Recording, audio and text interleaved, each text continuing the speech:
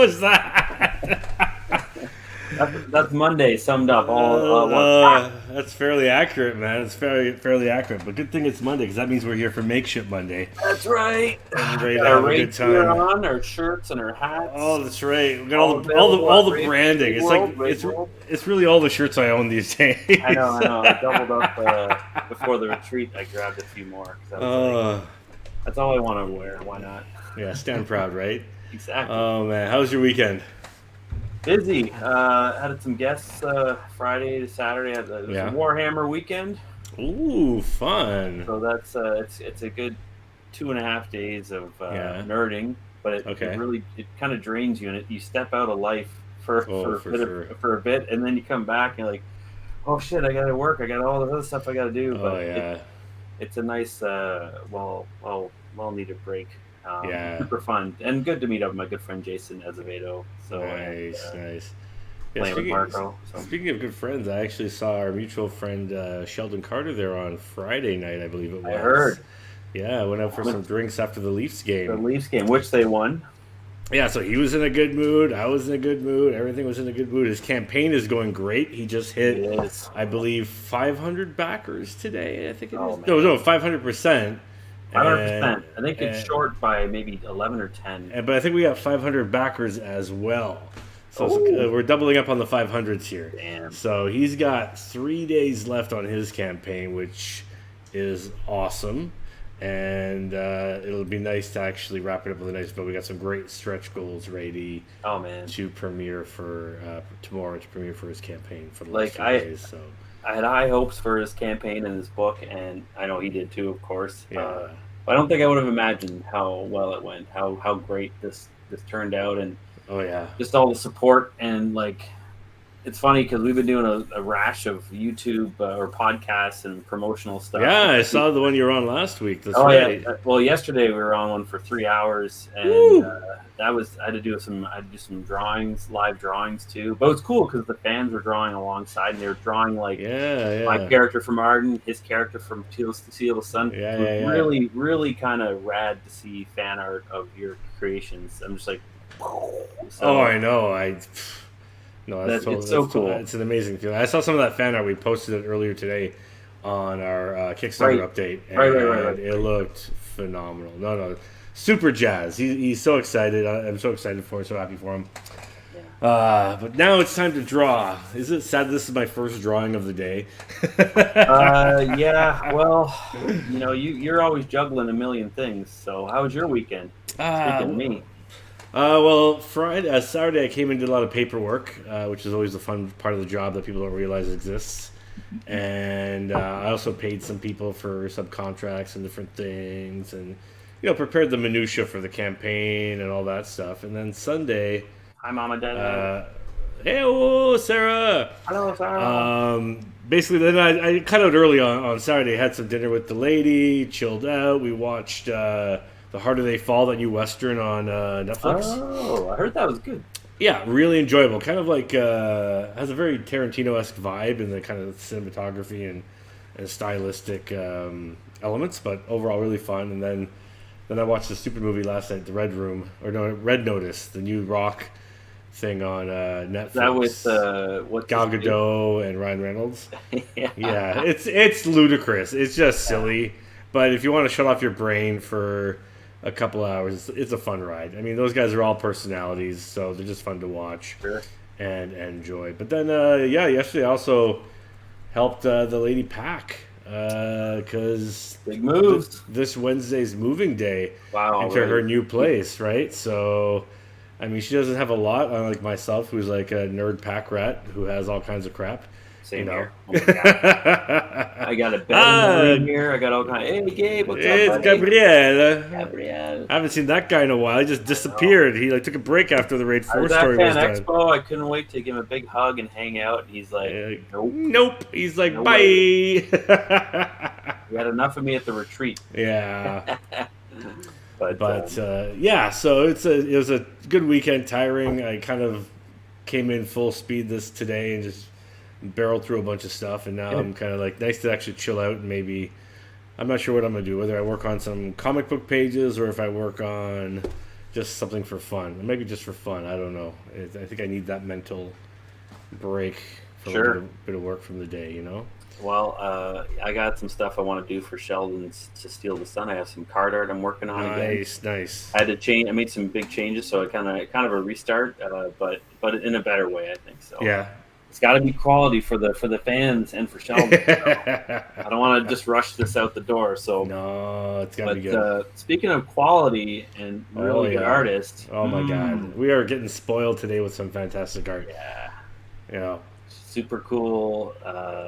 Really talented, so sweet, and works in animation, has done work in comics. This is the fabulous Rossi Gifford. Gifford. I mean, let's bring her on in, Mr. Kugler from the Shadows, the Oz. There she is. There we go. Oh, there we go. There we go. She's even got her drawing gear on. Little Michael Jackson glove. You got the glove. It's the worst when you're drawing and it just reaches on the screen and it's hot and you're like, wow. I haven't actually tried one of those yet. When I used to ink with a quill, I used to wear one because I didn't want to smudge my pencils with your greasy ass hand, but. I haven't actually tried it with the screen yet. I know a few of the guys here use one. I have very soft, delicate hands, so they don't roll. They haven't seen a day of real hard work at all. So ever? Drive across the screen. They're glorious. You know what? We never actually. Eric, are you still on your detox or what's going on here? I got a tea here. Oh, so you're on a tea-tox. Tea-tox? A tea-tox. You're so quaint. After my day, I'm going to pour myself a bit of whiskey, actually. Oh, get in there, buddy. Yeah. A little bit of the good Japanese stuff here. I just have this giant orange mug and green tea again. Yeah, you're on detox this month, some good colors going on. Orange, brown, red. It's all good. That's right. We got a good palette going on here. I'm just kind of picking my days when I dive in. So Makeshift Mondays isn't that day anymore. Well, there will be some of that returning for sure. As sure as we slide into the Christmas holiday, we'll get a little more festive in the a little more eggnogs. We should have a Makeshift Monday Christmas party. I think we probably will. Yeah, probably is true. Giving it like a whole bunch of guests that we've had throughout the year show up again just for a little hello. That'd be nice. Yeah, this is. I guess it'll be a good way to tell people right now that this is first of all, Rossi's our 20th episode. Which is kind of awesome. That's a good number. We made it to 20. This is pretty impressive. So, well, cheers. Cheers to us on that. And thanks for joining us, Rossi. Hey, thanks for having me. Ooh, what are you drinking there, Rossi? That looks good. I've been obsessed. Cheers, Rob. Absolutely. I've been obsessed with Negronis. Ooh, nice, solid choice. Ooh, this is actually a really good whiskey. Fuck, I love Japanese whiskey. It's so fucking good. Oh, it's my favorite whiskeys. That's a Japanese. Especially the Toki. Is it the Toki? Yeah, I got the Nika here from the barrel. This is what I'm trying this week. I don't know if that focuses. My camera is all particular. Oh, it's so good. Kind of reminds me of the perfume bottle I have in the bathroom. I do dab some just behind the ears every so often. Just for the police when I'm driving. Lovely. You know. So Rossi. Yeah. Rossi. Is it Rossi? Rossi. It's Rossier. Well, how do you say it? Rossier. You've been doing it right. Don't overthink it. Rossier. That's interesting accent there. Jesus Christ. But how's it going? It's good. It's busy. We were just talking about it before we went on. It's the time of the year when you want all clients and studios want everything done before the holidays. So it's just go, go, go. And brand new stuff comes up. They're like, so we need to send before the new year. It's like, that's not about a month ago. About a month now, guys. Like, we really do this, but I'm always amazed how clients, and this continues to happen no longer how long I've done this. They're just like, we need it tomorrow, and I'm like, do you not think ahead months down the line? Like, it's just really astounding. Yeah. You know, so it was actually fun. As I was preparing this episode, some of the ads, our little social media bumpers and stuff. I was looking through a lot of your work, which is one thing I hate about because I see most of your work on Instagram. Yeah. But it's amazing how much of it I don't see because the algorithm just doesn't show me shit on that application. So I was actually I had a nice little jaunt down your Instagram catching up, and I love how you. So by day, for those who aren't aware, by day you work as in animation character design. Is that correct? Pretty much. Yeah. Yeah. So... Hey, Mark. Hey, Mark. Hey, Mark. That's what a great fella. That was a nice, great to see that guy. I love it. The sweetest. Gonna get him on here. Mm-hmm. Yeah, holy shit! If you do, I want to hop on that too. Make that the Christmas thing. Oh yeah, there you go, Mark. We'll get Mark on here for Christmas. Oh yeah. He can be Santa. He's so old. He's so old. He can be Santa. He's so old. He's so wow. That's. Well, we love him. We love him. Like, you know. So mean. So, am I kind of right in saying that? Yeah, you are. Like, it's. I don't know. I do a lot of stuff. No, I'm not, I don't want to pigeonhole you, but that's. No, I'm just always like, yes, and then there's all this other stuff I do. I'm like, Mark. Yeah, it's but yeah, mostly I've been doing character design as like a full-time thing, but then I do like illustrative, conceptual work, and then some comic stuff, and this year especially a lot of cover work too. Yeah, I saw your Jimbo cover. Yeah, which was cool.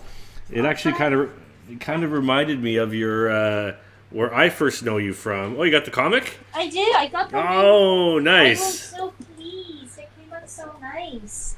Wow. Oh, that's sick. That's wicked. Yeah. Anime. That looked. Oh, there we go. There we go. Oh, he's got the images. Nice. Yeah. And this kind of because it's funny because I don't often see you doing anthropomorphic characters like animal humans, but it actually reminded me of some of your stuff when I first met you, which must have been like 5-7 years ago now. Long time. With your Spirit Leaves comic. Yeah. Oh God.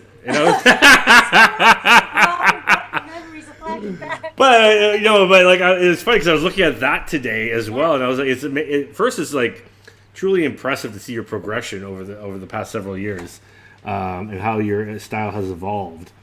You've really pared down to like a nice simple line, which I love seeing. I love line art. Nice. But it was also interesting because Spirit Leaves is like a creator-owned thing you were doing. Yeah. Oh my God! Oh, boom! There we go. We go old school. We're here to embarrass our guests. I can swear, right? Mm-hmm. Oh fuck! It's all. Yeah, swear away. Spirit Leaves was like something I was doing in college. It's actually pretty funny because I actually. Yeah, because you ended up doing a few issues through a local Canuck publisher too. Oh man, yeah. I've got it somewhere lying around here. Whatever. But yeah, that was like. Spirit Leaves was a whole, like, that was the startup really when I first came here because I did it for college. It was my, like, kind of graduation piece. And I, I had amazing tutors that actually helped me, like, invest into it and get the printing costs covered. And then I got it done. And I remember bringing a couple of issues with me. And then when my family used to come and visit, including my niece and nephew, they would put the spare copies in, like, cereal boxes. To go through like customs the airport, yeah. So they would be like, "That's awesome, Auntie Rossi." They're like kitties, and they're giving me huge Cheerio boxes in my comic. That's hilarious. You're like a comic smuggler. Your family's smuggling. That's awesome. Where were they coming from? Scotland. That's so you were born and raised there. Yep. How long ago was that, if you don't mind me asking? Oh. When I was born. You're getting personal, Eric. Cool. That was 92, so I'll be 30 in January. My 20s are slipping away. Too. Yeah, but now you're entering the fabulous 30s, which are just glorious. I'm actually looking forward to it. Like, I'm just like, bring it. Just bring it. Yeah, just bring them.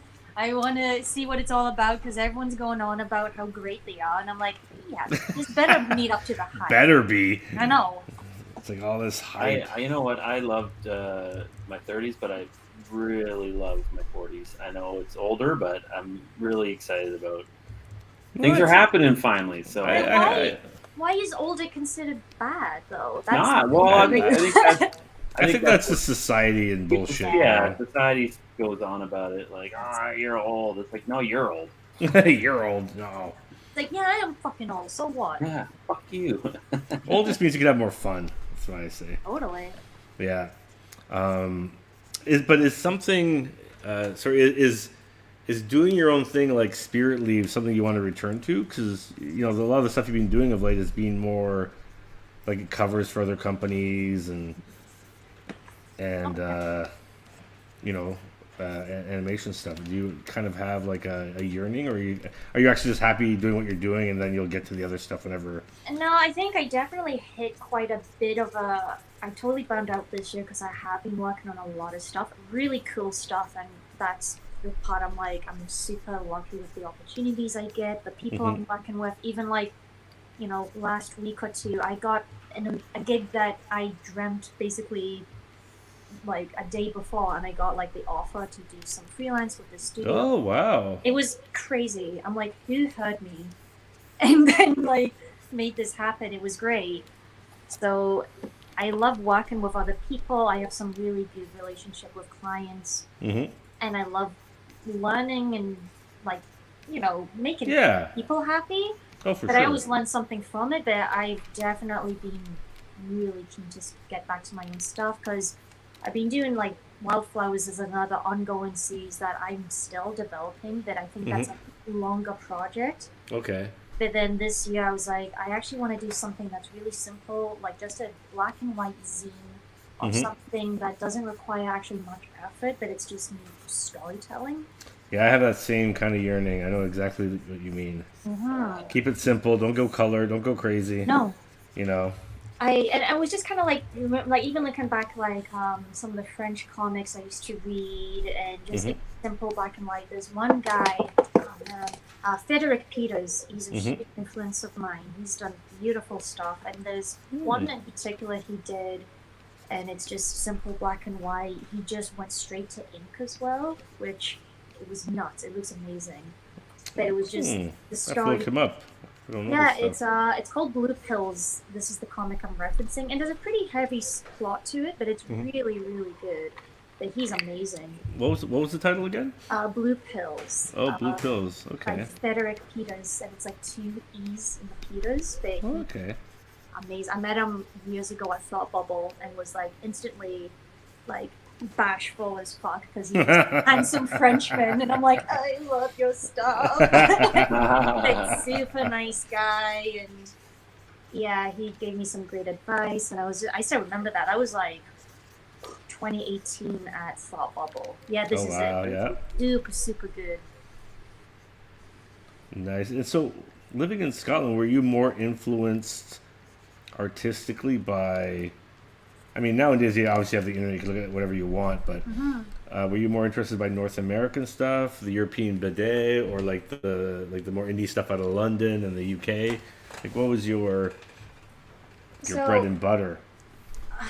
I think it was a lot of stuff, especially obviously a lot of European titles, like a lot of French comics. But there was also in every Scottish household in the bathroom, you'll always find Oor Willie or the Brooms.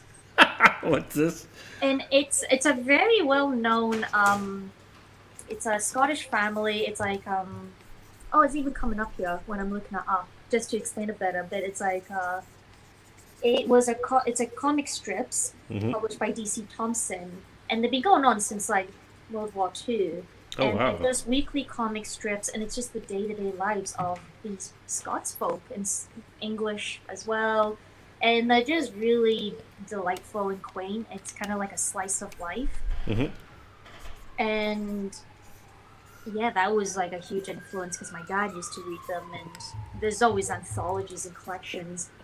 But I think when I was like, in my teenage years, I really got into manga and anime. That was a big step up for me, and it got really big in the UK. And I was totally infatuated. You go through a phase where you just got manga. Oh yeah, that's okay.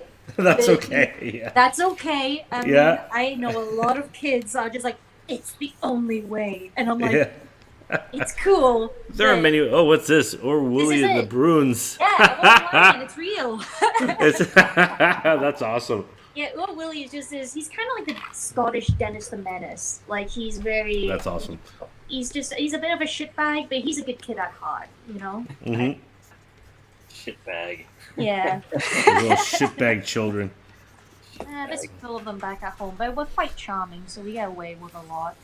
That's cool. So your dad was a big comics reader, or just more of a casual kind of? He was a guy of the arts. Like, he was a professor of Scottish literature at Glasgow University, but he was really into all different kinds. Like, he was kind of the one that introduced me to all the weird, like, animations and books I read. Like, he introduced me to Sandman when I was 10. Oh, wow. He was just like, this is cool. I'm like, it's Neil Gaiman. I love this guy. And I'm reading this book like, oh, there's sex and there's drugs and there's hallucinative dream sequences. This is great. So my dad introduced me to a lot of stuff, which was pretty cool. That's awesome. I didn't get any of that. Oh, man. I did stumble upon. My dad had taken an art course. He lived in Welland, Ontario, which is probably about half an hour from St. Catharines. I've been there. I know that. And a lot of my Dutch family. Oh, what's this? Oh, look at this. Oh, Pat, good to see you, buddy. What's this? Oh. I actually have one of the first comics still that my dad bought me from Glasgow, which. It's Frank Quitely who drew X-Men. Oh, yeah. Oh, yeah. I got this when I was 8. Oh, that's awesome. I actually just watched an interview with him on the, what's that, Kayfabe. Oh, yeah. Well, he's on social media now, which is great. Yeah, it is, actually. I know. I was like, hey, Vinny, where you been? Like, you got on eventually. Takes his time. We'll get back to that question, Pat. Yeah. Well, here's what's the question here? It says, when you're drawing and telling stories with your pictures, what do you prioritize detail-wise that you feel helps stick with what's critical versus with enough to communicate and keep speed? Whoa, that's I guess I'm wondering how you manage your economy of visual information. Questions for us all. Dang, that's a good one. Pat, you really had to load it up, didn't you? Yeah, that's a heavy question. He's a good guy, great guy. Nothing but love. Thanks, brother. It's an interesting one. Love you, buddy. Good to hear from you. Mm-hmm. Good to see your kid kicking ass too in art. By the way, I saw your post today. Awesome work. Got to keep going. Good stuff. That was a loaded question. Yeah, I think Rossi was starting to answer that. Sorry. No, I think it's interesting for me because I'm in this nice kind of I always feel like I'm in the middle ground of everything because I do some comic stuff. Obviously, I want to do a bit more like maybe interior stuff eventually, which might happen next year. Nice. But yeah, we'll see. But that's the whole bit. I always hype myself up, but then I'm like, back. There's other things coming up. Yeah. But I always find it interesting. Doing animation stuff, it's all about what can we do to make this work and the simplicity, how much information can we get in the little line. For sure. And all models or whatever, there's so many restrictions, so how can we make it work? Well, with comics, you can indulge and delve so much, but then you obviously lose time in that too, right? It's like, when is the cutoff? When is the right time? So I always think that's pretty... I don't know, when I'm doing animation stuff, I've taken a lot of principles from that. When I do it with my own stuff too, it's like, what can I tell with just one line or two? Yeah. Simple. It's always like an interesting challenge. No, I agree with that because like I've never done animation other than like hobby wise. Like I played around with some stuff, but overall, I think there's something to be taken, especially for comics, which are a kinetic kind of medium. Obviously, they're not motion, but the more lines you throw on, I think it kind of does make an image more dense, or it bogs it down, or it slows it down. So I think like I don't think there's a hard and fast rule, but I think as Alex Toth would say, just keep it simple. You know, it's like keep it simple, stupid. Yeah. My life drawing teacher would always say, "I'm like, you're stupid." No, he Werner Zimmerman, huge influence in my life. But yeah, I think you're right. The simplicity of detail. I think for me, I try to get the emotion in the face as fast as possible, just so that I find the face can dictate everything in the image. Obviously, the pose and the gesture of all that's very important, but I want that face, because what do you look at on a person right away? Most times is you look at someone's face, right, and you can learn a lot from someone. The window is the eye of the soul. So no, that's very true. Yeah, I think it's. Definitely the expression. So I just saw a friend of mine saying hello, and I'm like, oh, there you go, Rossi forever, no pressure. No pressure. I'm kind of the same way. Just like make sure the face is solid, but also just keep it moving. Like if you're slowing down a scene, lay in the detail, like an establishing shot. But just like a film, you watch a car chase, you don't see the background. You focus on the car and the driver, or whatever it might be, the moments within the scene, right? So. Yeah. I think. Yeah. I think also just like. Continuing along with the simplicity idea of like blocking things out, simple shapes that silhouette wise read really well and kind of inspire. Just blocking things out kind of quick is a good way to suddenly that tells the story a lot. Like that's where the posing and stuff. But I'm saying all this like I know how to do all that. I'm just saying, that's what I try to aim for. We can talk like we know what the fuck we're doing. Yeah. Really, it's like, but we don't know. I'm guessing it every day. You're constantly struggling for sure. Oh yeah.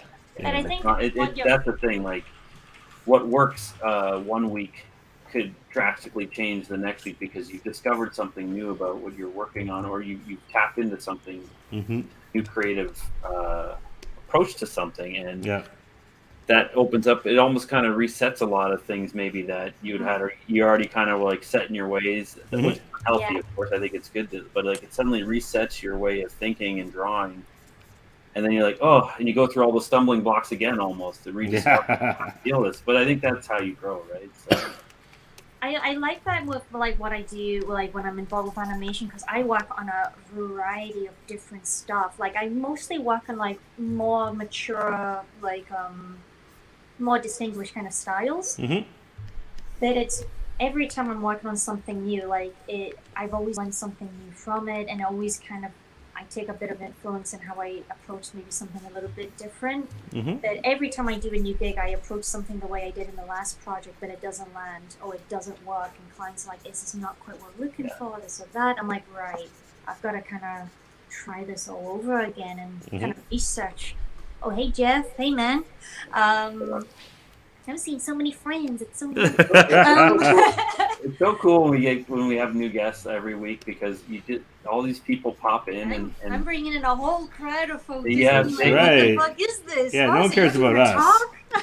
I'm like, I'm doing it right now. Show me some love. Eric and Ramón, who? Yeah, whatever. Who cares? Who cares? It's like be my emotional support while I get through this and don't make a jackass of myself. But no, I always, every new gig, it's even like I've been doing this, for like full time now, but it's maybe not long for a lot of people, but like 6 solid years of doing something. It's enough. And every time I start a new gig, I'm always like, I'm gonna fuck this up. I need to practice every time. Like when you get kind of cocky or settle in your ways, that's when there are limitations to what you can do. Yeah. So always keep being flexible, try new things. When a client comes back with something, you may not always agree with it, which happens, a good balance. But it's also, that my job is to meet that, and it's not bad, it's just, they have a different vision, so how can I meet that for them? So, hey Nick. Rich! Sorry. Every time me and Rich see each other, we yell each other's names, so I had to do that. Sorry. No, I'm rambling a little bit, but that's good. All good. That's what we're here. I always think it's interesting when you're, again, a new project just introduces new kind of challenges and I always learn something new every time with both animation and then when I do cover work. And that's why probably my Instagram, when I post more of my personal stuff, it does change quite a lot because you see kind of the different influences works I've maybe have worked on for different people. I've noticed in a few of your posts lately, you're doing a little more painterly stuff, experimenting with like some, I guess there, a couple of the ones I'm referring to are like shots from like I think like Midsummer was one. Yeah. And but you can see you're playing with like different ways you're coloring and zip-a-tone and. I consider those like my kind of lazier work because I'm literally just looking at a screenshot and I'm just kind of trying to mimic but also simplify. But I'm just studying lighting and coloring. And well, that's important though. I wouldn't call that lazy. Well, I guess it's just lazy because I call it lazy because I'm not actually posing or designing anything. I'm just, I don't know. I like to cut myself down. Just like every other artist. I critique myself every day, and I'm like... Yeah, we all do. No, you're a jerk. Except Eric. He calls it, he's just perfect. What? Yeah. That's not true. He's like, Oi! I'm not perfect. I'm no better. So what are you... Sorry, you can't talk what you're working on now, but what are some projects that you've been part of that maybe people don't know about, or just to kind of let viewers know that where some of the projects you've been part of? I will plan a little of what I'm doing right now, just enough that I don't get assassinated later for exposing. So when I was talking about, thank you. So I was saying thanks to a friend. So the project I'm doing now, it was after watching it. We were talking about this, Ramon, just earlier. Is that Arcane? Mm-hmm. Arcane, the League of Legends TV show. Oh, I just started watching that today. Mm-hmm. Oh, no, right before I came on, I watched like 20 minutes. I'm like, that's fucking dope. Oh, the style's amazing. Beautiful. And it was just more. I was watching it with friends of mine. I have a Slack group with the modern mythology group. Bunch of comic artists there, and we were watching it, like we're streaming it, and I'm just like, oh god, the show, like just... Now is that the same guy who did? I follow him on Instagram, but I can't remember his name. He did for Love, Death, and Robots. He did the short where the girl's being chased by the gunman, because it has that same stylistic approach. It's not the same guy, but it's that cell shading, right? So that on top of models, like Spider-Verse did that. Yeah. The Witness did it, which you're referring to, and then this is doing it as well. Like they've been working on this since like 2015. Like I've been seeing a lot of artists like posting and kind of revealing they've been part of it, and it's like this has been in like development. That's the thing with animation too. It takes forever for anything to come out, especially in that quality. Oh yeah. And the thing like. One thing I really like what they're doing, and I've seen it in this show and a few other shorts, is where it's kind of like that cell shaded 3DS, kind of has that chunky painterly style to the texturing, but they throw in these really cartoony smoke and like fire effects. Like they kind of regress one effect while they kind of progress another one, which I think is an interesting mixture.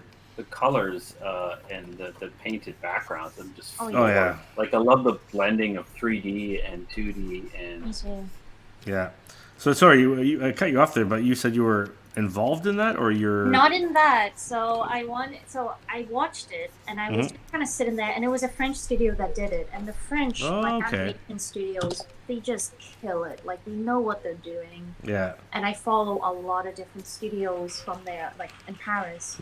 And I was just kind of sitting there like, it's like, I want to work for a French animation studio just one time. And Riot Games would be a really cool studio to work for. And then literally a few days after, I'm going to leave the whole big client name out in the open. Okay. But I am working for a French animated studio at the moment. That's congratulations. Oh, dope. So nice to hear dreams coming true. Nothing ever lines up in my life. So that's why I was like second guessing, like, what? That it was an animation studio that I love, and they do amazing work. There's one studio, they do a lot of great commercial and like shots, and it's the sister company Eddie that I'm doing some stuff with right now, and they've been great to work with, and I'm just kind of like, how did you find me? That's awesome. Did you hear that I was calling you? Like, was Siri listening and letting you know? You know, that's awesome though. Congratulations. Is it on something that's going to be coming out like far down the line? I think eventually. I don't know the schedule. I'm just doing stuff now. I think like when I like doing the designer position, you see stuff coming out like maybe 2 to 3 years after. Like we're just in the early stage of like the animation process. Like you're doing this and then it gets sent off, and then you kind of forget about it, and then you see it on TV. You're like, oh shit, I did that. Like so how did you like? So I know Eric works in concept design. Yay! And how did you get into? Because it's very specific, like design for animation, right? How did you kind of? Was it like a goal, or was it something that you kind of inadvertently fell into because it just kind of naturally aligned with your style? Or I was curious how people find their kind of, I guess, path in art, because you could go so many ways in art, right? Oh, yeah. You know.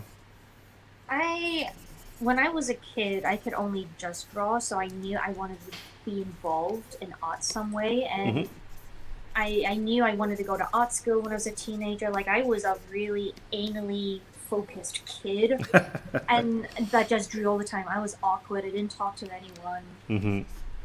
But I think I always knew I wanted to be involved in animation and doing character design, or just involved in animation in general. I really didn't know like the depths of it. But then in college, I was not really happy there. I just felt what I was doing wasn't good, and I was critiqued a lot for doing comics. But that happened to me a lot too. Yeah, I think every person that's involved in comics that was growing up got some kind of backlash from it. It seems. Oh yeah. But it's actually funny because right now my old alma mater where I graduated from actually teaches comics in a few of their courses, their extra elective courses. Yeah. And before I went there, they actually in the 70s had like guests like Will Eisner come up and teach classes about comics. But the window when I was there, they despised comics, so it was just like, it's just hilarious how it's just like, you know, that's kind of like Sheridan with the anime. They were just so against it. Early, late 90s. They were just like, that's not animation. They don't know what they're like. You couldn't even attempt it, and it was just such a ignorance. Storytelling and everything that the character designs, the storytelling, like I'm sorry, I got much more out of their movies than I did Disney ones. So But anyway, that I think has been. And now they probably teach it there now. now they accept it all, because when I go to look at portfolios, a lot of kids have like this anime flavor, French design, stuff like that. I'm like, that's kind of balancing that I can always argue is like I was influenced by manga and anime. It actually made me a better artist because I actually started to look at structure more, because before I was a bit cartoony. And manga and anime is the weird realm where there's some proportion, but then it's super batshit crazy with the huge eyes and tits. So it's not always accurate. What? I don't know what you're talking about. Yeah, Eric's like, I don't know what you're talking about. I don't there is that balance. It's like I think you can get too much of something. That's why I always tell, like, anytime I'm talking to, like, you know, a student or whatever, or just looking through portfolios, I'm like, look at other kind of different artists. Like there's manga and anime, which is great, but there's so much to take in. As Trevor says. Sorry, he's reading the chat. Apologies if I cut you off there. It's okay. No, it's agreed. Like you have to broaden your spectrum and take as much as you can in. You too, Mark. You know. Bye, Mark.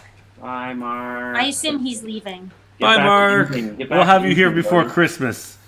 That's our promise to Mark. Oh, don't promise that. He'll hold us to it.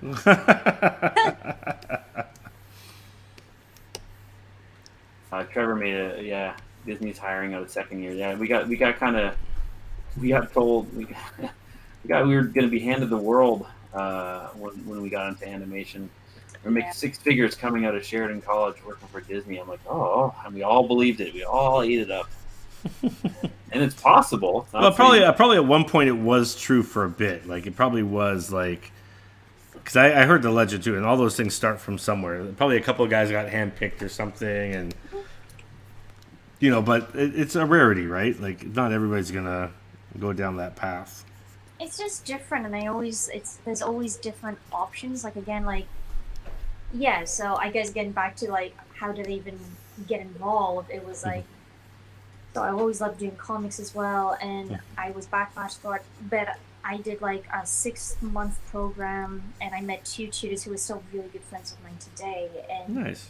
Were just like, you're good at this, you can storytell, stick at it, and that's what kind of just shaped me to just kind of also being good with like kind of promoting myself as well and talking to people. I just kind of like opened up this awakened me to like, if I wanted to be involved with this, I need to talk to people. I need to really take in what people are saying to me. Because I think I was in 3rd year of uni, and that's when I first came over to Toronto, and I visited the Raid Studio to meet Willow and you and Carrie and all that. I was a young, ambitious, doughy-eyed kid then. I was so full of optimism. Making me feel old. Sorry, I just remember how fucking positive I was then. Hey, positivity is good. 100%. Yeah, you need that when you're freelancing too, right? Like you just, it's such an unstable. Well, it's not unstable. I think freelance can be far more stable than any kind of a career, but I think in the beginning it's very rocky because you're finding your footing, and so you need that positivity to get you through. I know so many. Yeah, so that's the problem too when they're saying like you're going to get hyped by Disney and making this and that, and it's like, no, that doesn't happen always for everyone. So if that doesn't happen, are you a failure? And then people can quit.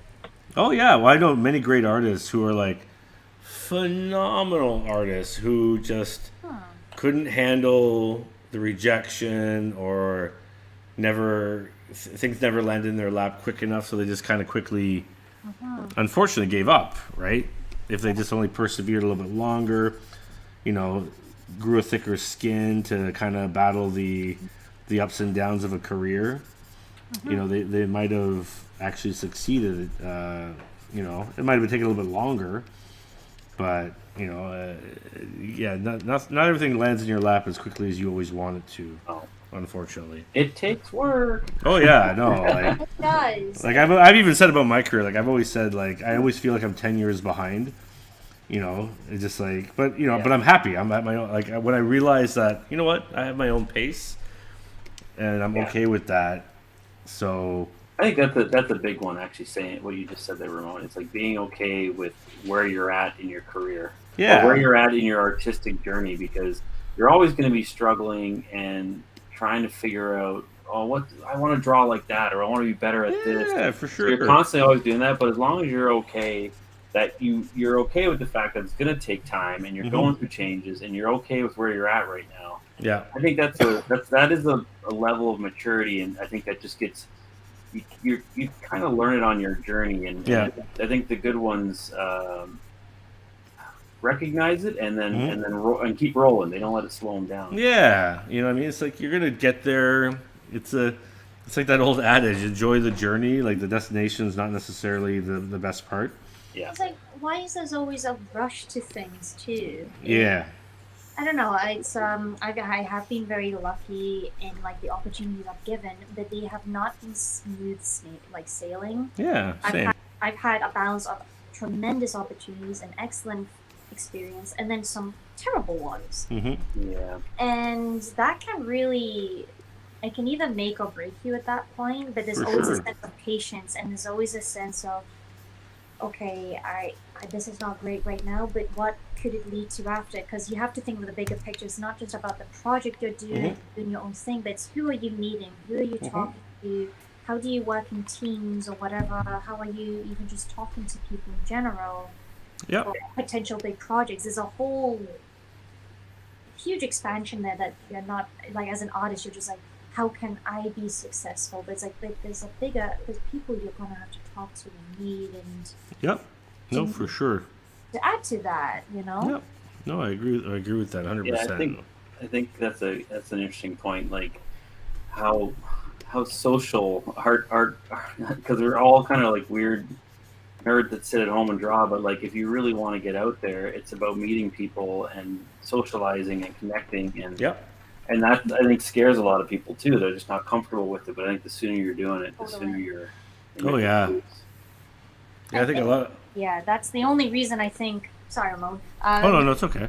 I think that's the only reason I have gotten as far as quickly as I have, because I don't know what it was. Again, when I came to Toronto the first time, there was just like a seal was broken, and I loved talking, and just the feedback I got then was enough motivation for me to take it back home. I barely passed college. I got the lowest grade in my class, but I didn't even go to graduation. I came back to Canada with a work permit and just started to get on with it.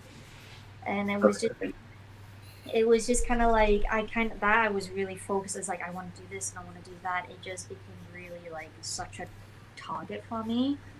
But I don't think I still don't consider myself that great, but I'm willing to listen, and I've taken a lot of feedback, and just working with the people I have, it's really just benefited, and it makes me competent to work with a lot of people now.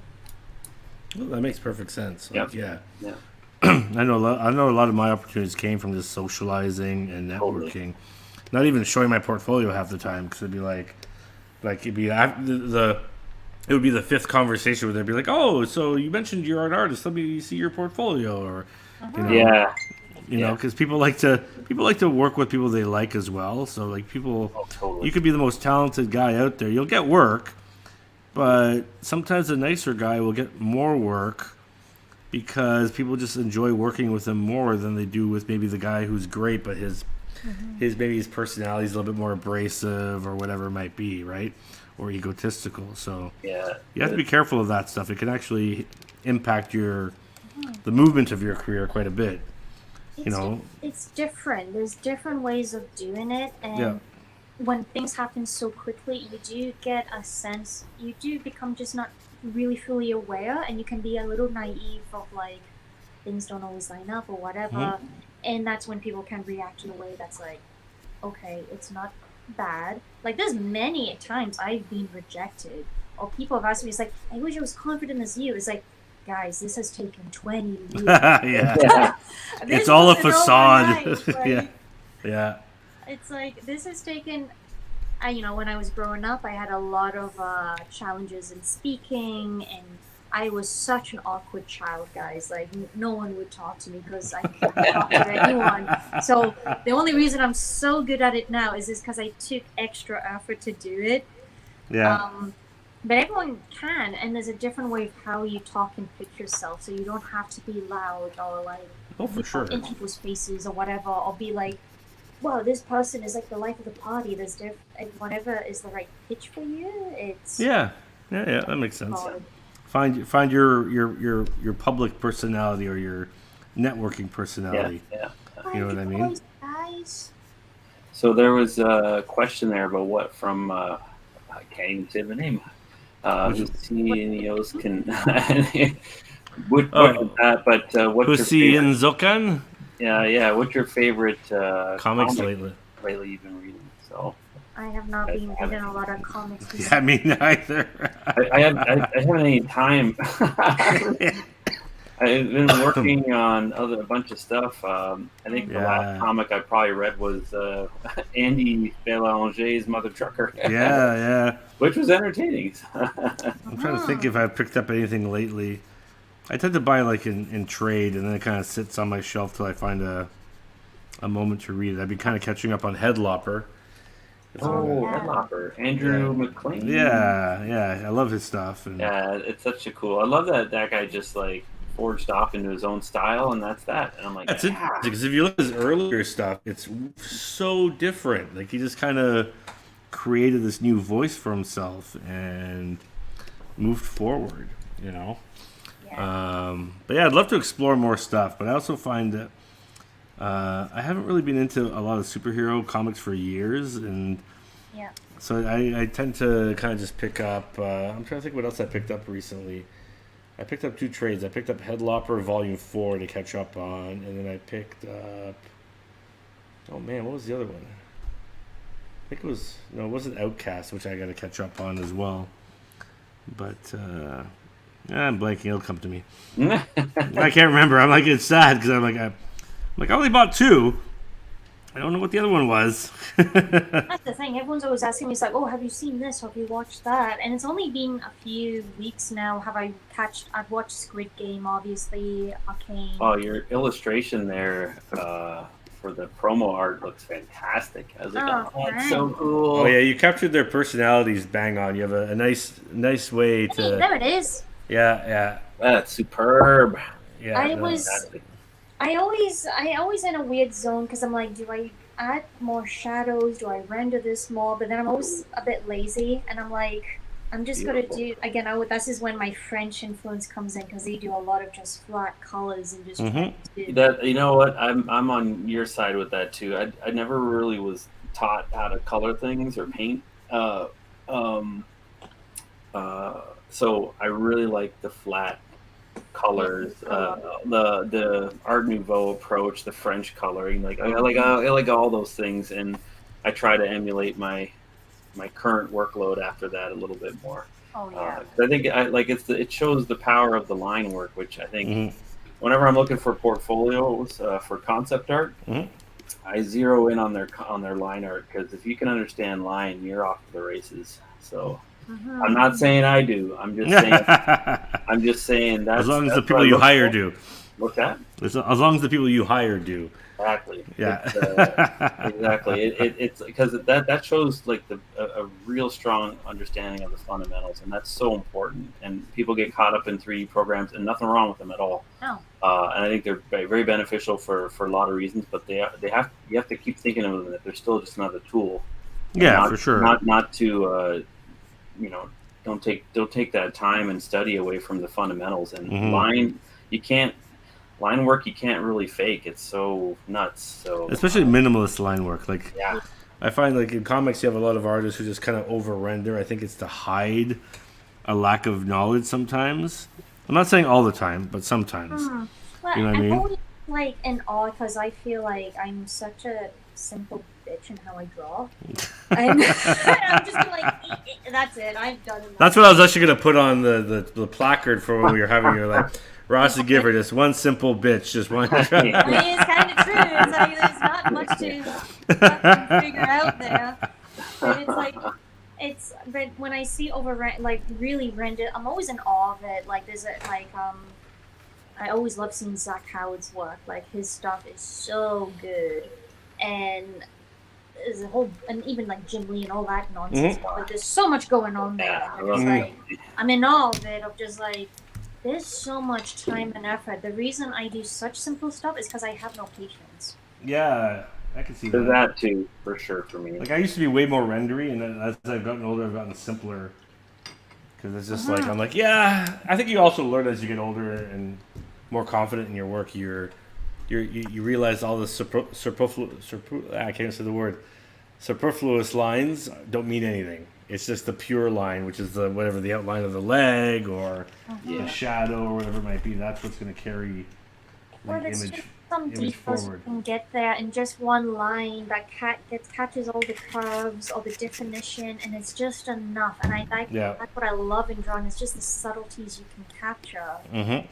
And like you said, like when you're doing facial expressions, it's just something you can do that just gets it. And I'm like, I don't need to do anything. I'm just going to leave that. I'm going to move on to the next thing, and that's good, you know? No, too true. So what is you've done a lot of character design and different things. Do you have a favorite thing that obviously you can't talk about what you're working on now, but do you have a favorite thing that stands out as a highlight in recent years that you're quite proud of, that you've been a part of, even if it's maybe not quickly as noticeable as yours? Because I know in animation you get kind of lost as your idea gets translated. Yeah. Actually, there was one, like this year in particular has been crazy for that. When I was at Fan Expo, like we were all at a few weeks ago, I was doing like a sketch and draw. And I was just saying, like, in the next few years, you're going to be seeing a lot of kind of Rossi Gifford influence because everything's going to be coming out in the next year or two. That's awesome. And I'm like, everyone's going to be like, oh, did you do that? I'm like, I did. Like, you've just been under a veil of secrecy. Yeah, but there was one I did this year, which I'm really excited for. It's with Mercury Films, which is a studio over in Ottawa, and they've been doing a lot of really cool like animated series. They're doing independent movies, and all I can really say is that I did some really cool design work for an animated horror movie they're doing. Oh, cool! And that was one like they gave me like an audio book to listen to, which I was like, this is too much. But then I was like, I love this, and it is kind of got a really cool style that's my own with other different things, but it's just that's thoroughly just me. Nice. And I'm really excited to see what they do with it. Like, that won't be the next couple of years probably, but just they have the budget, they have time. And when I saw like the backgrounds for this, I was just like, oh my god, it's gonna look so good. Characters are gonna be moving in this environment. So that's really cool too. It's like, yeah, I can do something that looks neat, but then it's everyone else that's doing everything else that makes it so much better. And I'm like, yeah, it's that whole process in animation. It's fascinating. Oh yeah, I can't imagine being. I've never been part of that. I mean, comics, there's a collaborative element, but nowhere near as much as on animation, where you're, sometimes you're the guy who just does the, like even like especially on like movie effects, where you're doing like, I remember watching a making of Star Wars, and this one lady was like, yeah, I'm just doing this scene where the engine explodes for the past 4 months. It's like, nuts. That's my scene. It's like, okay, that's crazy. Yeah. Hell yes. Oh, hey, Chris. Also, Chris Battle is... I always get so gushy because he did like Dexter's Laboratory, Powerpuff Girls back in the day, and he's a huge influence of mine. So a shout out to Chris. Nice. That's awesome. And he's just such a cool guy. And I'm like, why the fuck are you following me? Awesome. It's like, all right. That's the thing with social media I've been really amazed with, is the people you meet online. And for sure. It's incredible. Like, everyone's just kind of like, we don't know what we're doing, but we're doing it. I'm like, yeah. I think the artistic community is actually quite, giving and wants to share, and they're very collaborative. I think it is like we were those kids growing up, the nerds and the weirdos. So the outcasts. The outcasts. We were used to that kind of part of our lives. So we're like, hey, no problem, man. Come on in. We'll show you around. We'll help you out. Whatever. Totally. Well, doing even this Makeshift Monday, it's like I just like giving back if it helps even one artist, like yeah, that's true. Listen to us ramble about nonsense. It's like if it helps, that's cool. Like I do a lot of I did for Eric's Nonsense 101. Hey, I love Eric's Nonsense. He knows what he's talking about. Clownery, shenanigans. Clowntown. I call it shenanigans. See you, buddy. Hey, Howard. Shenanigans is a great word. Which word? Oh, sorry. Were you saying someone's name? I thought you were saying shenanigans. But oh, no, I did say shenanigans. It's one of my favorite words. Oh, yeah, it's great. Hey, Howard. Did you ever, Rossi, participate in the, the Scottish comic scene? Because I know, there's quite a few artists out there and creators. There's tons. Yeah. Did you ever kind of engage or meet or? Well, I was still in college when I met them, so I met Frank Quietly, which I died and reborn when I met him. He's such a lovely guy, and he's a huge, he's one of the best artists in the world. Oh, he's fantastic, yeah. They're very down to earth, super lovely. And so humble, too. That guy is, super nice. Another one was, again, I was in college, so I was still like just a munchkin, really. That I'm meeting these guys, but they were just, again, really easygoing. Like Dave Gibbons is such a sweetheart. Yep. And really, really nice. But again, there was a lot of enthusiasm and support, but it's really small over there. And that's why people ask me, like, why did you come to Canada? Like, why did you go to America or this or that? And or London. I'm like, I don't know. There was just something here that really kind of bounced off from my own work. But just comics here in general, there's just more response. There's just more opportunities here. That was the main reason I moved over here. Like, it was just me wanting to get away from home and stuff as well. But I wanted to, there was just something I was like, if I'm going to do what I want to do, it's going to have to be here. There's just something that lines up with me correctly. Why Canada versus like the States? Easier to get a green card or cheaper. Yeah, a little bit. I don't know. It was like I hadn't been to the States, but I was just kind of like, I'm already here. I'm going to stick with it.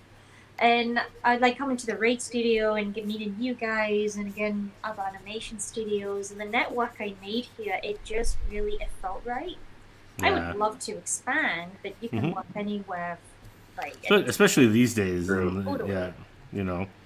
Especially now after COVID, everybody's like, I'm just working from home. That's all. I know. But I do kind of want to push a bit more on, like, you know, everyone.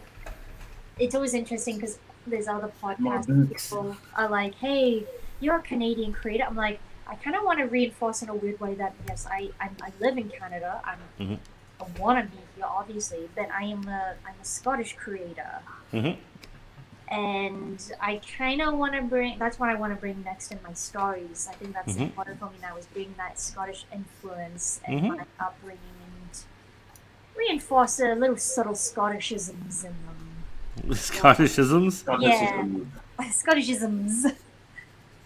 Have you been to my favorite Scottish bar in Toronto, the Caledonian? Oh, yes. Man, yeah? It's great. It's the only really Scottish bar in Toronto, I think, is it? No, I know. Yeah, true. Yeah. I credit Donna, the owner, with that. She's like just pure Scots and so awesome. I don't know if I've been there. Have I been there? We did a couple of Raid New Year's long time ago there. Oh, man. Back in the day. I don't think I've been there. I don't think but you'd like it. Her selection of whiskeys and scotches is just it's great. Phenomenal. I like that. And they got haggis, you've got pakora, and they deep fry shit for you there. Yeah, I was actually the other day and I had little deep fried haggis balls. I was like, oh, that's so tasty. I have to admit, I am looking forward to going home next month just to have like black pudding and try. I'm like ready for it. It's been almost like over 2 years. I'm ready to indulge. That's one thing I miss about one of my first trips as an adult, I guess, to Europe was for a comic tour I did for 3 months, and that's where I first had like black pudding and a lot of like. I'd never been to the UK or Germany, so I did a lot of exploring in that one trip. I went to 16 different countries, and black pudding was one of the tastiest things I fell in love with, which was hilarious because like my mother, after she found out, she was like, "What? Let me make you some." I'm like, really? Yeah, she did it her way, like when they do it in Poland. Right. But it was just funny. She's like, "You'll eat that? Oh my god! Let me make this." That's so fun. Well, that's the thing. Everyone's always dissing like, "Ugh, haggis and black pudding, blah." I'm like, yeah. You can't even say anything until you try that. Like, I don't eat at the airport, so when I'm flying, it's like 7 hours, and my mom picks me up, and she just fucking grills that black. I have like fucking 4 or 5. So good. Oh, it's like my kryptonite. I love it so much. It's so good. And people are like, it's like blood and all that. I'm like, yeah, I love that shit. Yeah. I was safe. They just rebranded it, called it like, burgundy pudding or something. That's adorable, but it might do a little bit better. I don't know. I know. It's good. It's good iron. It's got some oats there. Yeah, exactly. Are we gonna see what you're working on, Rossi? Oh, she's on secret stuff right now. Sharing your screen too. It's after 9. It's after 9. It's after 9, yeah. We can't see Rossi. I'm drawing some personal stuff now, so we can. Okay, we can switch it up. Check it out. Yeah, enough of us two fools. So ignore Rob's message. Sorry, Rob. You tried, and I admire it. But yeah. The timing couldn't get worse. There we go. We got a little jinxie. Oh yeah. Oh, look at that. That's awesome. Actually, there was something I saw in the stuff you sent me earlier today. Was it called Thunder Kiss or Thunder? What? Thunder Kiss? Thunder Fist? No. What? Something thunder in the name. What were you watching, Ramon? Had like a girl had a girl with a camera. She's sitting on top of a bunch of stuff. Oh, Wildflowers. Ooh. Oh, okay, but it said the name of it said Thunder on the actual JPEG. Did it? Yeah. Oh. Maybe you changed it. Maybe you called it that once, but I'll look back on that because I'm just kind of like Thunder. Is that like something of your own that you've been kind of playing with? It looked really cool. Oh, thanks. So yeah, Wildflowers. I actually released kind of preview comic of it. Hey, it's Paris. Hey, Paris. And Paris, I'm not famous. What the fuck are you on about? He was like, "Whoa!" I'm like, "Anyway." He's awesome. He does colors like. Oh yeah. He does colors like nobody's business. Oh, he just colored a book for us at the studio, and it just looked phenomenal. We should actually have Paris on here because he's an artist in his own right. He does some great pinups. Oh yeah, and he draws like he knows what he's doing. So enough about Paris. Back to me. But no, Wildflowers was something I actually released it at TCAF at 2019 before the world fell apart. But it was just so most of my stories come from dreams I have, and I just remember like really specific sequences, and I just kind of like elaborate on them. And Wildflowers just kind of was like, it's like this main girl, the sisters. Some drama happens on the run, and I was like, this is really cool. And I just kind of elaborated on it. And TCAF, like, I was associated with like Chapter House and Spirit Leaves for a while, and that was fine at the time, but I was kind of over it. Wanted something new, introduce a different style, and I did that. And yeah, TCAF was really well received, and people are asking me now, like, where is it? And I'm like, it's on hold. Because I've been employed for a bunch of stuff. Yeah, that's been great. That's the sad truth of being employed is a lot of your own ideas get tossed on the back burner. Well, that's the thing. There's always some really cool offers that come up, but I'm just like, you know what? I want next year. I wanted to release the first issues of Spirit Leaves before I hit 30, and I didn't meet that goal. I'm not gonna beat myself up for it, but I think next year is What's on Rossi's fridge? What's on my fridge? What do you mean? You mean the aloe vera? It's fucking huge, right? Is there a bag on there? What's hanging off the fridge? A bag. Oh, I have a couple of gifts. So I got some masks. I've got a bag. I've got some photos. It's decorated. It's got life. Yeah. Shit. I don't know. It's got life shit. I like life it. Shit. Like, ignoring what I'm drawing. Like, what the fuck is that? What's on her fridge? For God's sake.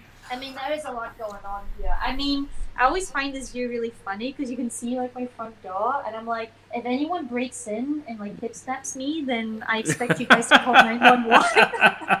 Or you guys are my witnesses when that happens. Yeah. Oh man. Awesome. So like, you were saying you didn't get something done by 30, which was Spirit Leaves, you said? Nah, Wildflowers. Oh, Wildflowers. Okay, yeah. So I was confused there for a second because I was like, no, you put that out. I seen it. I know, I did. You know what? The final, for those people that are still waiting on Spirit Leaves, I'm probably just gonna post it online because a lot of drama happened. There's no beating around the bush over that with Chapter House, and it's been a few years. Yeah. So I will post it up at some point, see where that goes. But there's just a point, like it's very flattering when fans or people are like, what happened to this or that? And you're just like, I've done it. I've moved on. I'm just not invested. Yeah, it's tough, especially when it's an older idea. Yeah. You know. But they change all the time. Yeah. And I'm finding even this short comic I want to do is like Wildflowers is the priority, but I think that will evolve into something when I'm ready to really do it. Like, I've been writing it nonstop. Mm-hmm.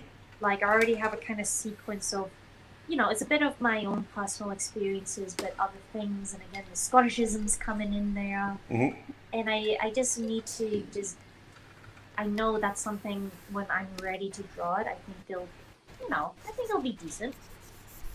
But there's other stuff I just want to kind of just get out the way, like we were talking about earlier. There's just things you just kind of want to do something really simple. It doesn't mean anything. It's just, you kind of just getting like, I don't know, like just the creative, not junk, but you just want to indulge in it and just do it. And it's not going to be maybe it might be groundbreaking, but it's just enjoying it.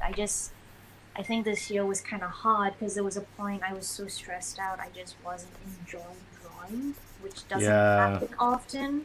I've been there, yeah. I know what you mean. It's tough when that does happen. Yeah, you never think it will, but sometimes it just becomes a job and you're like super stressed about it. Yeah. And I don't like that. I've been pretty lucky that I don't get it often, but this year definitely I was just like, I can invest. I used to post a lot more or indulge and really create a lot more, but just the level of work and what I have to put into it, it's just it drains you. Yeah. No, for sure. Especially like, drawing, you're being creative, your mind's just going a mile a minute trying to figure things out, and it's gonna be exhausting after a while if you're not giving yourself a chance, especially to recharge. That's why I play Warhammer. There you go. Hey. Maybe we'll have to have a big Warhammer session at the future retreat sometime or something. Well, if Anthony would finally come out, geez. We have all kinds of plans, but damn COVID.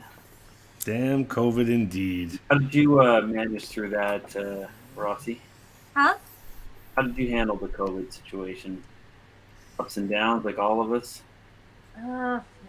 I mean, it feels like it was so long ago. I don't know, my sense of time is kind of fucked now. Yeah, it's funny because it's still like every so often I'll scroll through the news and they're like, breakout, 4th wave, 5th wave, and I'm like, oh really? I thought we were back to normal. It's hard to tell now. Like it's just. COVID was challenging, obviously, for a lot of different stuff. Yeah. Everyone has gone through their own different kind of like experiences. It was a mix for me. Like, frankly, I've been through much worse stuff, so it didn't really impact me in a way that I was like, oh my god. I was just like, I don't know. I'm a jaded fuck. So I'm just like... Happy thoughts from Rossi Gifford. Yeah, send me love, guys. Miserable Scots here. Can we make that a t-shirt? I'm a jaded fuck. I would wear that. Excuse me. No, it wasn't the worst. There were kind of actually the best part of it was just the work that I was doing. Like, work just amplified. And I actually got into fitness again and taking care of myself. And I could actually invest time to my home and stuff. So there was actually a lot of benefits to it. Mm-hmm. And then, like I would say this year was actually harder because everything was opening up again. I was feeling a lot of pressure to interact. Mm-hmm. Or I had like a FOMO moment where I was like, people are out and doing this, but I'm not quite comfortable, but I'm missing out and I should be taking full advantage of this. It was like a really weird pressure, which I didn't like. I feel now things they are adjusting again. I'm able to travel. Like, I haven't seen my family in over 2 years, so it kind of crawled up on me where I was like, I really, really miss my family. Mm-hmm. And because I've been, through immigration, you have to live in Canada for a long spell of time. Yeah, they can't go anywhere either while you're doing that paperwork too, if I'm correct about that. No, you can. So I've been through that, but my mom used to visit me every year, like 2 or 3 times a year. Nice. But I actually haven't seen her for 2 years, and so that's kind of been like the pressure of like, oh man, I miss that. I don't get homesick, but I do miss people and just going over there, having a good time. So so that will be really nice to actually get back again. Did they have Scottish comic festivals? I imagine they do. They do. There's actually one in March or May, and I totally want to check it out because I want to represent. You should try and tell them, hey, invite the raid down. I should just be like, don't Scotland. You know who the fuck I am? It's like, who are you? It's like, you'll get to know me better once I'm there. Yeah. Yeah, I know, because they do actually have a comic show there, which I got pretty excited about, because there's not a lot. There's maybe, there's MCM, and they do that in London, and in Scotland as well, but this one is specifically Scottish, and I'm like, shit, I gotta, like, somehow get there and do it, because that would be... I think there's a big raid retreat Scotland version. No, there isn't. Don't say that. Eric's hoping. I just like going. I miss the traveling to conventions all over America, but I want to go to Europe. I've never done a European. Don't worry, we'll have that. I heard Ramon go on and on about it. I'm just making me more and more jealous. We'll get back in the saddle next year. Yeah. Maybe line up a couple of shows out in the European continent or not continent community. Yeah, because I would love to do like the state shows too. There you go, the conventions, comic convention in Scotland. Oh, there it is. Oh man, that'd be awesome, wouldn't that? That would be awesome. I mean, I'm kind of just like, I probably know, like it's not big as well, so I can probably ask some people like, hey, can I come over? And I think that's the great thing about a lot of European shows actually that I've done. It was like they're not huge, but they're well attended. I mean, there are the huge ones like Angoulême or Erlangen or Lucca, but like the other ones are like they might not be huge, but they're so well attended by very passionate fans, and I've never experienced that kind of uplifting nature about the especially the art form that you get over there. Like it's different. It's different. Yeah, it's very different. Like you get it in North America, but it's weird because I find in North America, and not to diminish the great people I've met here, but it's like it's more about the properties. Yeah, and I'm not saying that. Yeah, I'm not saying that doesn't happen in Europe either because they have their famous properties as well. Mm-hmm. But I find over there they just love the art form and they don't care what you're doing. They just want to appreciate it. Where here I find sometimes, it centers around the big, characters like Batman, Superman, or whatever. And the indie stuff does get the love, which is getting way better now than it was, like, say, 10 years ago. Yeah. Or 15, but there's this, I don't know, there's an amazing thing there. No, I think Howard's got a great suggestion. I should go full Viking. And what? And braid your beard? I'm surprised you haven't yet. Yeah. You can. Yeah, you should totally accessorize it. A couple of beads in there, you know. That'd be so good. Yeah. Love it. Yeah, totally. So sorry, I was kind of zoned out. Did you talk about that drawing that you're doing here, Rossi? What? Was I? Oh, I see flowers. What's going on? Flowers? I don't know. Some flowers were showing up, daisies or something. Oh, sorry. That was just my other screen buffering. Sorry. What do you got here that you're working on? I'm actually doing a partial sketch for myself once. I'm drawing Jinx from Arcane. Oh, nice. Very cool. Is Jinx the blue-haired one or the pink-haired one? She's the blue-haired one. Vi is her older sister. Yeah. I don't know. I gotta dive into the rest of the episodes. Like I said, I watched the first one, but I need to watch a bit more. Yeah. What are you talking about? What show are you talking about? Arcane, the League of Legends show that you said you just watched. I just watched. Wow. Yeah. I don't know the names. I'm just like I watched like 20 minutes and then I came up here. So. You're like, that thing I watched, but not really. Hello, Gabe again. Gabe. Oh, I like Sarah. I hope you come down and meet us as well. That's great. Oh yeah, come on down. Totally should. TCAF or Fan Expo are probably the two. Maybe we'll see Gabe again too. That'd be really cool. Gabe will be cool to come out. Not too long ago. Oh, he likes you. Yeah, I know. I like to think most people like me. I don't know why, but they do. You're great, Rossi. Come on. Thanks, guys. Thanks. You can tell me that more often. Just bring it. Just give it to me. Yes. It was fun seeing everybody there at the Dracula Visions party. That was fun. Oh God, yeah, you got everybody a little bit toasty there. What? I like to have a good time. Oh man, I remember walking in, and it was like, it wasn't like obviously like a huge group of people, but it was a good amount. But I remember walking in and being like, oh, this is really nice, and one of our pals, Healy. Oh yeah. Bless him, and he was like, Rossi. I had to do the impression, but he's like, Rossi. I'm like, hey man. And he was like, let's do shots. So I'm like, I just walked in here. I think the last time I saw Healy was you and him were doing a shot at the bar, and then the next thing I saw him like stumbling away, going, I gotta go home. No, bless him. He's always ready and keen, and I'm like, I love this energy, but give me a moment. And I hated what we were trying. I don't know, like it's like baby steps. I feel like I should get way more pished with the amount I drink, but I don't know if it's a Scottish thing or not. Not to be stereotyped, but I'm always do okay. That's good. As long as you do, I think I do okay. As long as you do okay.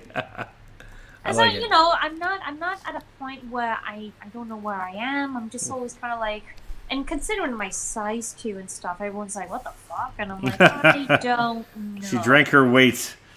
Yeah, pretty much. And then you're just kind of like, it's either make or break. You gotta just get on with it, It's true. It's true. What are you working on there, Ramon? I really like what you were drawing there, buddy. I don't know. I'm just like Rossi's doing. I'm drawing for fun.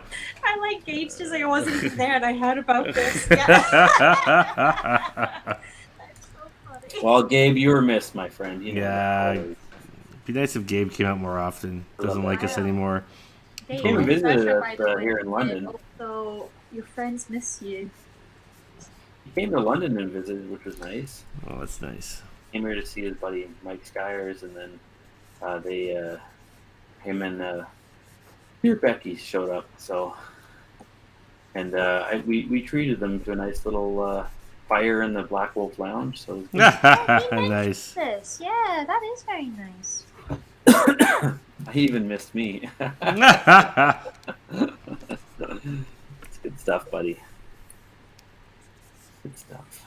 Yeah, what con are we talking about going next in March? Oh, there's a Toronto one in March, right? Oh yeah, the wee one. Yeah, there's a wee one in March, I guess. A wee one. A wee one. I think I'm actually want to talk to the Informa people and maybe try to get a bunch of us out to Vancouver, actually. Oh my God! I think it'd be nice. That's in February. I would love to go. I haven't seen. I gotta get a buddy out there. I gotta see. I missed that guy. But I also love that. The show was fun. Yeah, and then other than that, I mean, I got invited to New Orleans, but unfortunately conflicted with some stuff. But what were we talking about with Andy at the? He was talking about Atlanta Dragon Con or something. Oh, Dragon Con, yeah, that's. I want to go to that. That's an experience. What happens at Dragon Con stays at Dragon Con. When's that? I don't know when that is offhand. I think it was in August. I think or end of July or something. I think it's in the summer sometime for sure. Yeah. Oh, yeah. I want to do a bit more U.S. shows because before COVID I was meant to be doing Seattle and then. Well, Seattle's great. Yeah. Oh man, Seattle was so. Yeah. I love that movie. There's a Portland show I want to check out too. I'm hoping maybe it probably won't happen next year, but maybe the year after. I would like to go to Portland too. There's a lot of cool shit in Portland. I want to go back to Chicago. Oh yeah, Chicago. I'm going to next month actually. Looking forward to that. Right. But they're moving Chicago actually I think next year it's going to be... Isn't it in August? Yeah, I think so. August sometime, yeah. I would love to go to Chicago in the summer. I'm definitely in for that one. If we do a raid there, I'm definitely in. We'll figure it out. Hey, we'll figure it out. Yeah. We'll go Team Raid, huh? Go Team Raid. Team Raid, yeah. Everyone's keen and ready to just explore and go to places. Yeah. Well, the wife and I rented an RV last year because we couldn't travel anywhere else, and I gotta tell you, RVing is dope. We fell in love with it. We're like, oh yeah, we got. Now you just got an RV in Europe now. Oh man! Can you imagine? Like when I was in Spain, you'd see RVs all over the place. And do it, man. Like it's like just think about it. All of Europe fits in Ontario practically, right? I know. You can just RV from like Italy to Spain to Germany or whatever. You know, it'd be the bomb. We'll just get a big raid bus. We talked about that. Like a tour bus. Just like a tour bus. Doing a tour, like a cross Canada tour. Yeah, actually, that's one thing we talked about, doing an East Coast tour next year, maybe. Going out to Nova Scotia. I've never been out there, so that'd be fun to do. You'd love it. It's so nice. Yeah. I did 2 conventions Halcon? over there. I did Halcon and I went to Moncton. Oh, me too. I've done both of those too. Nick Bradshaw's show in Moncton. I love Nick. Nick's the bomb. We gotta get him on here actually. You should. Oh man. He's like one of my favorite. Excuse me. But Halcon was actually really, really fun, and it's just like again a good kind of excuse to see the city. It's yeah. There's Halcon. There's also I want to check out. I've been to Halcon, but I want to check out the. It's in Dartmouth, the DCAF, the Dartmouth Comic Art Festival, which I'm not sure when that is exactly. I have to kind of figure it out, but it's kind of like the TCAF East, if you will. Yeah, and I think it's run by this. I think it's run by the same people, maybe, or I know, I think Cal from Strange Adventures is involved in that as well. I could be wrong on that though, so don't. I could be wrong. I could be right. You're welcome, Rossi. That was it's all for you. Who told you to stop? Keep it on, Eric. Keep it on. I did. Keep going. I told myself to stop. Keep going. Oh yeah. Oh man. So is there some kind of dream project? Love to do one day, Rossi? Anything you got, like you've been thinking about for years, like, oh man, I can't wait to do the next Star Wars, or honestly, I'm always I had there was a few even offers from Marvel this year, and in the beginning I was totally hyped, but some stuff didn't quite line up, which it can happen. And I think it was just, and I had a big reflection. It's like I'm more kind of wanting, this is why this collaboration with this French studio right now is a big deal for me, and more of kind of like the dream project, because I just want to expand and work with different other talents, and especially worldwide. I think the goal is really, I would love to just have time to work on my own stuff. Yeah. I like working for other properties, and that's cool, and I'm having a really good opportunity to do something right now. But I just want to tell my own stories. I think that's the goal. Yeah, I'm with you on that. 100%. Yeah. And I mean, I love, that's why, other opportunities come up where I can make some new characters or work with existing ones, and I have, a stake on it. That's really cool, but I think, I just want to have the time and space to just do my own stuff and release it. People can like it or they can hate it, but at least I kind of did it. Yeah, I have the same ideology of that. Yeah. 100%. Speaking of stuff that's come out, did you watch all of Squid Game? Yeah. Eric, did you watch all of Squid Game? I did, yes. Okay, I loved it till the ending. The ending. Actually, it kind of dipped a little bit when the English actors came in, because they were just horrible. They were can I just say, great. Yeah. that when was I saw the English actors, kind of ruined that for me. I was like, oh, come on. It took you completely out of the story. Yeah, it's like the worst acting. Ah, man. Yeah, it's just like horrible. I was like, what is going on here? Why like, would they do that? Maybe they just don't know. They're like, oh, this is good acting. It's, but no, I think they know. It's just that. That was just a.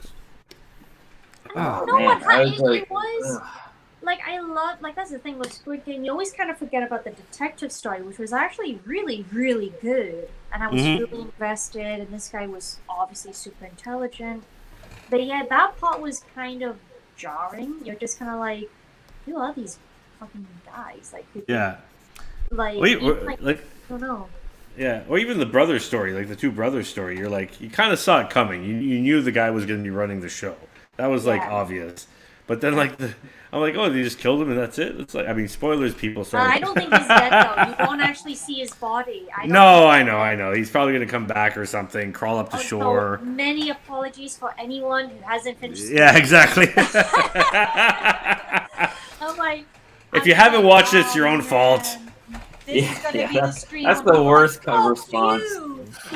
Squid Game for me, and I'm like, Actually, what was really cute at Fan Expo, because I was actually pretty surprised because I did my Squid Game print, and I was actually one of the few people that had any Squid Game related content, which I was kind of like surprised with. I'm like, oh, I thought this would be a lot more popular because of just the hype for it.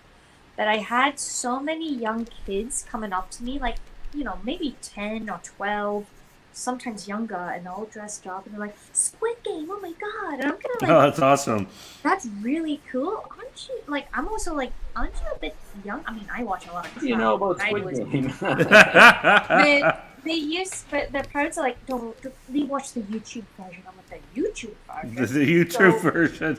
Yeah, so they just watch snippets, but that's enough for kids to get really involved with it. And I'm like, yeah, because the character development is so good. Yeah, that's true. But I know what you mean with the ending. It was, I didn't mind it, but at the end you're just like... I didn't mind it either, but I was just like, Just get on the fucking plane. Yeah, exactly. It's your neglected daughter. It's just but that's kind of the jarring thing with this character. Like, you love him, but his principles, his priorities are not straight. Like, he is the biggest loser. That guy. I know, but I love him too. Oh my god.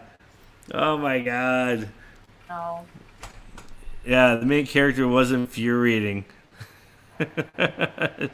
Yeah, he's like helping everybody but his daughter. That's so true. Yeah, no, he does. He's just like, oh, I have. He's like, he's sad about the old man. He's sad about everything, but his daughter's like, whatever, it's good. Well, I guess the daughter has the mom at least, so that's good. But yeah, he was annoying, but he was awesome.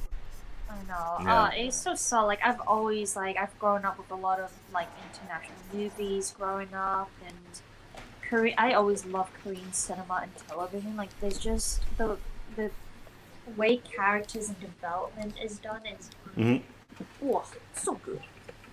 What do you got there, Ramon? What are we looking at here? Oh, those two characters hanging out. Like, I don't know. As they do. I don't know. I'm just drawing. I love the gesture of the one sitting down. That's such a cool pose. She's just like, slayed some bastards, and the other one's like, yeah, it was a long day. Big pool of blood with some feet here or something. I don't know. No, I'm just like, I don't know. I'm just playing. Just some characters I've been playing with for years. Maybe they'll see their story. Maybe they won't. If not, you have the pool of blood, and then you can have the girl in the background with footsteps to her. Oh, I'm just what'd you say, Rossi? Oh, sorry. I totally spoke over Eric, and I'm so sorry. No, it's okay. He's been speaking over you, so it's fine. All the time. No, I was just like, so you've drawn these characters before, and they just keep popping up, or you? Kind of a little bit. The girl with the big sword. She's wearing different outfits here and there, but I've drawn her a few times. The one in the background, a design I've been playing with. It's for a story I've been kind of toying with for years. You know, one of those ideas that's in the back of your head that you know is going to come out eventually when the time is right. Which I hope is soon, because, you know, as it's the most satisfying thing you can do is just do your own kind of stories. Like, but I feel like... Oh, sorry, go on. No. I think we're just kind of going the same tangent of, like, everyone's always like, what's the next big thing? It's like, honestly, I want to kind of be a kid again and draw my own stories. Yeah, when I was a kid, 100%. I always just drew my own. I never drew fan art, you know, or anything. Like, I just made my own. It was funny because, like, even, like, I remember in, like, grade school, like, my buddy and I, we made all these, like, our own superhero teams. Like, total rip-offs of, like, you know, existing X-Men or whatever, but... Yeah. We didn't. It was funny because we didn't draw X-Men. We drew our own team that was kind of like. That was the best. You know what I mean? So if I don't know. Yeah, and I just got to get that out there. So one day. You got to get the other stuff out there already. Come on, man. I want to see Kookaburra. I want to see your baby steps. Baby steps. In space and. Baby steps. Your Western and you're not safe for work and.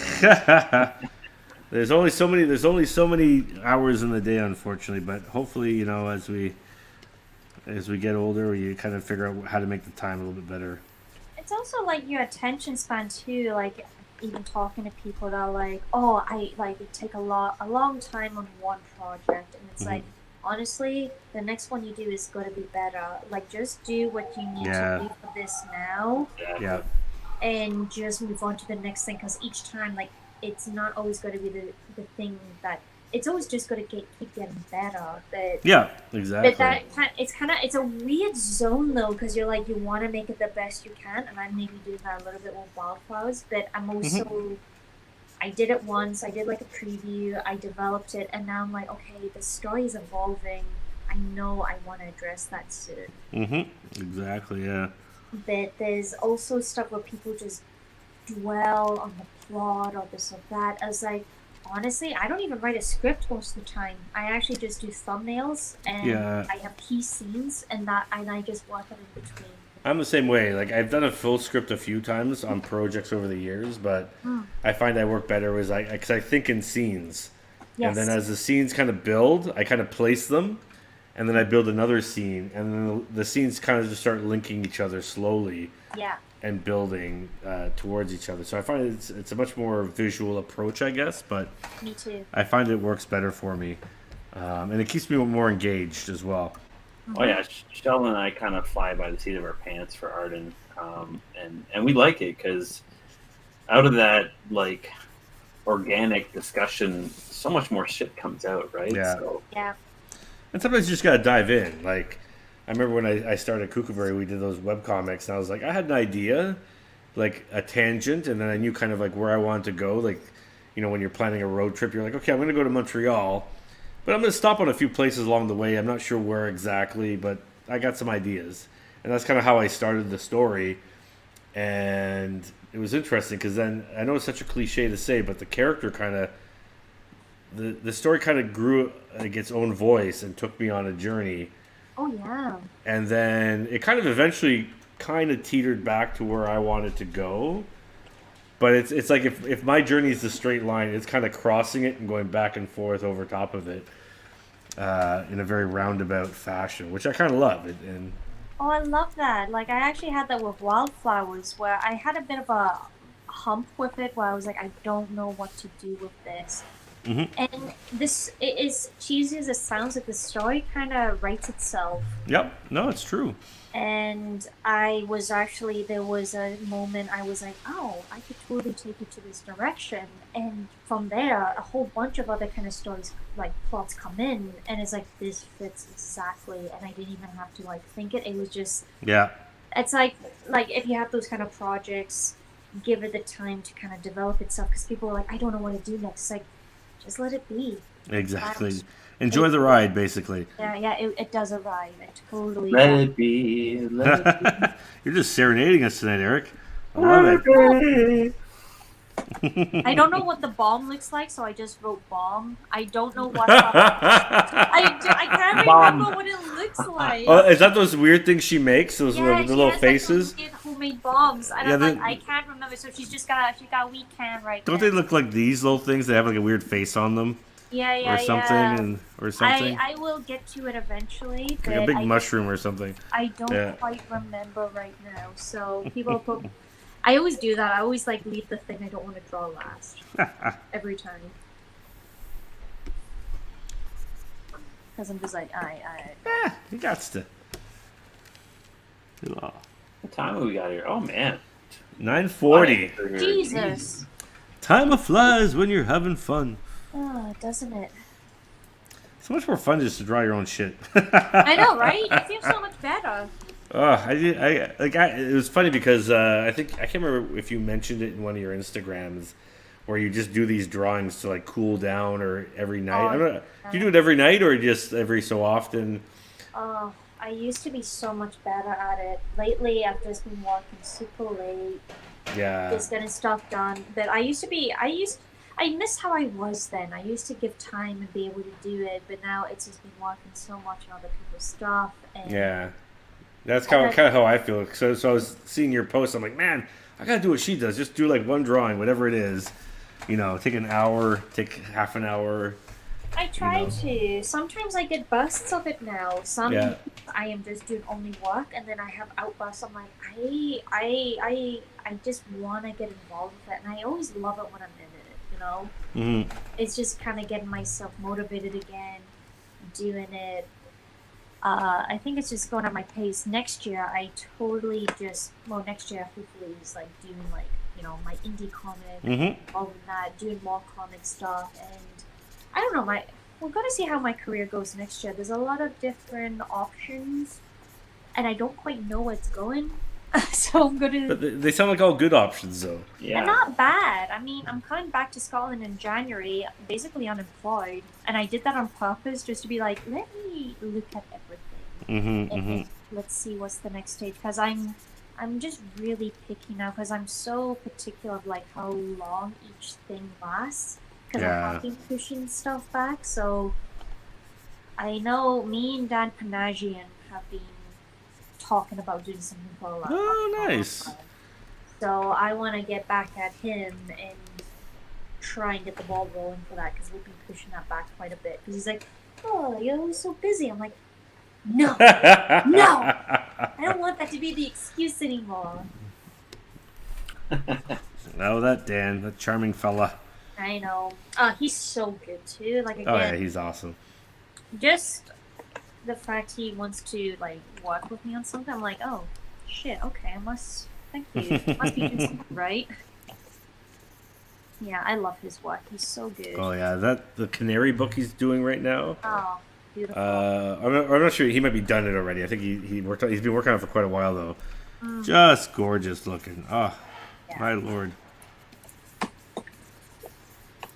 Oh, there's a whole bunch of really good artists, and I think what I really like with comics in comparison to animation, I could say, was like comics, there's a lot more openness and really supportive when it comes to different styles and stories.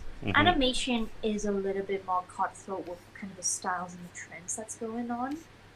There's a lot of stuff going on, which is great, but there's always needs to be a really high kind of expected level, but with comics there's a little bit more level ground of like people telling their own stories or working with other people. Yeah. It's a little bit more relaxed. What's going on, Eric? Getting lost? Oh, I like one of these layers. Oh, I like the growly hair's back. What's that? The growly hair. Yeah. Trying to incorporate that in there. It's like a black cat. Trying to get that in there. Yeah. Ooh, man, That looks so good. Oh, thank you. Just a rough. Look at that shoulder pads. That looks so good. Yeah, looking good, dude. Trying some stuff here. Yeah, it's also a little bit different than your regular stuff. The way you've approached it. Yeah, I'm trying to push it. Push the boat out. Push it real good. There's been a lot of fucking like songs tonight. Yeah, I think Eric's drunk. That's not really tea in his cup. Yeah. I'm drunk on no sleep. I'm drunk. You're punch drunk.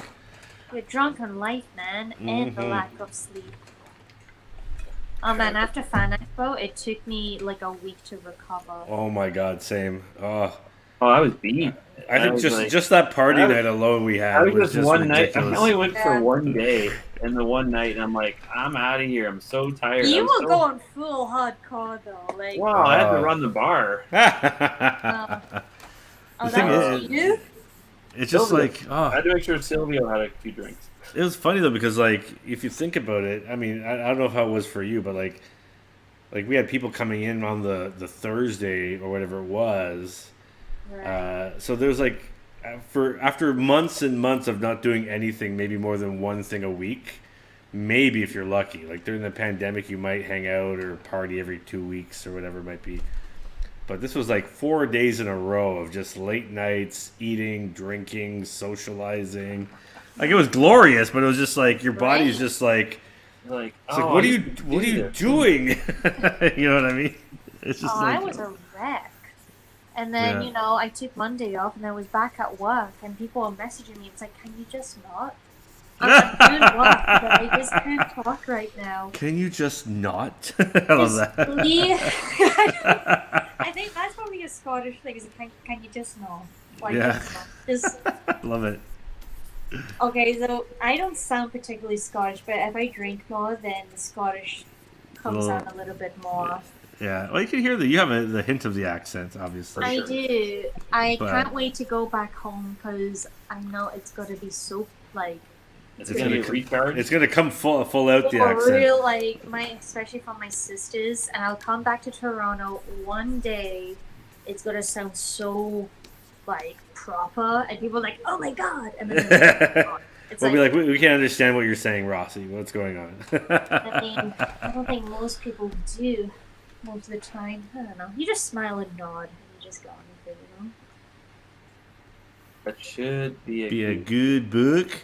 I don't understand. Ew, what was that? Oh my god. Is that the accent? Is that? No, it's not the. I don't know what that was there. This should be a good book. That's what we got. No. There's always a fucking attempt to do Scottish, and I just have to. I don't do accents. It's not my. No, we got a resident. Or Gabe Arnold. So that's Rich, get out of here. Let's get out of here. Mark's back. What? He's a buddy of mine. Not you guys. Oh, thanks, Mark. I'm like you out of your own fucking stream. I said, go on. Get out of here. Get out of here. Yeah, come on. Look what she's saying, Mark. She's saying, get out of here. Mark is long gone. He's back. He's right there. Oh, is he? He's back. Dig it, Eric. There he is. He couldn't leave us alone. He realized he was having a good night with us. That's right. I think he really misses you, Eric. Oh, we had a good laugh, good time. We'll have him on here. Solid. We're gonna give him a little telephone call. Get him on here, inking, talking, drinking. You should. No, definitely. Hey, you can't spell drinking without inking. I do like that in the stream, like you guys get a lot of different groups of people. Like you've had a few people that I never even knew of before, and it's been really interesting to see. Oh, on the like as guests, you mean? Yeah. Yeah, right on. No, I think we'd be trying to mix it up, not just keep it comics or whatever, you know. Because I mean, you do this for long enough. We have so many friends that just do amazing shit, right? Like, yeah, totally. It's just like it just blows my mind how talented, how many talented people we know, and how many more we can. On an Arden project one day. You'll use them all, Eric. You'll use them all. Right. Think you can hide? No. You'll have your own. Oh my goodness. All right. I think it's that time. We're getting close. What's going on here? Nice. He's working too. So what did you end up there with, Ramon? You got a it's like a sci-fi thing, eh? Yeah, it's like sci-fi. I don't know. Got stuff going on. We'll see. I like we'll see. I like we'll the little see. butt. Just having fun. No, it's not time. Sorry, Sarah. What? Bomb. No, it's not time. It's time. It's time. Is there what's the easiest way people to find your stuff? Is it a website or is it Instagram? Like, where are you posting most of your stuff? Yeah, it's actually my main two posts or platforms I use is Instagram and LinkedIn. LinkedIn, really? Yeah, actually, that is where I get most of my work. Good advice for everyone that wants to maybe expand work placements or whatever. It's post on LinkedIn because that's where most of my opportunities have came from. Well, that's fascinating because I've never had one. But then again, I don't post on LinkedIn whatsoever. Well, that's the thing. I updated it. I started just sharing the stuff I post on Instagram, and yeah, people just find me from. That's where all my jobs come from now. Because it's even more specific than Instagram. Like it's for sure, yeah. And interesting. It's been really surprising. But yeah, I have my Facebook, which is my personal page, but I don't post any personal stuff apart from stories. But yeah, I guess it's my Facebook, but it's mostly Instagram and LinkedIn. I'm not on Twitter because Twitter is a hellhole. It's funny. I have. Oh, sorry, buddy. What? I said I have an in LinkedIn profile, and it says I'm art director at Digital Extremes, which I'm not. But at that time, I was for a little stint, so I had changed it there. Mm-hmm. But now I can't get back into the account to change it. I still get people messaging me going, "Oh, we'd like you to be an art director." And oh, really? Yeah. I'm not an art director. I think you can't edit that, man. I No, you can edit it, but I just don't know how to get back in. I can't get. Eric's a bit of a Luddite when it comes to technology. I'll figure it out. Only one job. I like to be chased online. Chris, so they're like, art director. Chris, people should be begging at your door. Yeah. Well, all right. Rossi, you have to come back on again one of these days. Maybe the Christmas party. We'll have the whole crew on here. Big reunion. It's gonna be mayhem if you do this. By the way. Oh, I know. It's probably true. It's gonna be over talking. It's gonna be chaotic. Over drinking. It'll be like our most watched episode, which is us just drunk talking to people. You know what we should How many secrets are gonna be told? You know what we should I got the plan. We'll do a Christmas show and we'll try and get a whole bunch of the people that we had on to guest, and we'll do like a drawing challenge, and we'll invite the people on the show, like the people watching, and say, all right, everybody draw this, and we go off and we talk and we draw and we drink. And that would be this is getting complicated. We have a big show and tell. We maybe do one per hour, and it's just going to be laughs. One per hour? How long is this? Well, I know. 2 hours. So you got 45 minutes, and then we laugh, and then you get another 45 minutes, and then we laugh, and then we laugh. It's like, I'm gonna tap off. We'll just do a 24-hour make shit-a-thon. Oh. Yeah. Oh, my Lord. See, look, drunk party dynamic. It's the hit. That's all we need. We'll just be doing interviews. Well, Rossi, great to see you. Yeah, it's still awesome. Thank you for coming on the show. And your work is fantastic. Thanks for killer. Always impressive. Listening to these two clowns for 2 hours almost. Thanks for having me. No, this is lovely. A real pleasure. Absolutely. And hopefully we'll see you soon. Yeah. I'm around. I know. We actually we don't live. I remember during the pandemic, you were one of the few people I ran into. We always randomly. Like, oh shit! I'm always like, he is my neighbor. Yeah, I was just like, oh hey. It'd be kind of funny because we'd talk for a little bit, like, okay, pandemic, we're just gonna keep going. I know, but then it was always like, I haven't spoken to anyone for maybe a few days, so we always just be kind of like long distance on the. Yeah, exactly, like 6 feet apart, catching up. Yeah, it was too funny. Yeah. Man. Alrighty. Well, let's wrap it up. Thanks for doing that again, buddy. The man behind the scenes, the curtain. Yeah, the wizard behind the curtain, if you will. Thanks for everyone that came by. Thanks for the crew that came out to see Rossi. Thanks for coming out to see her. And you got your fan base. I love it. I know some good people. You do.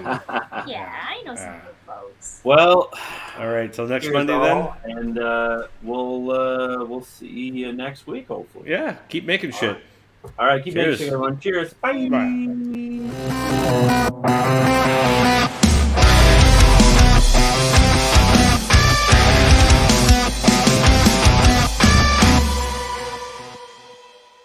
Nice. That's fantastic.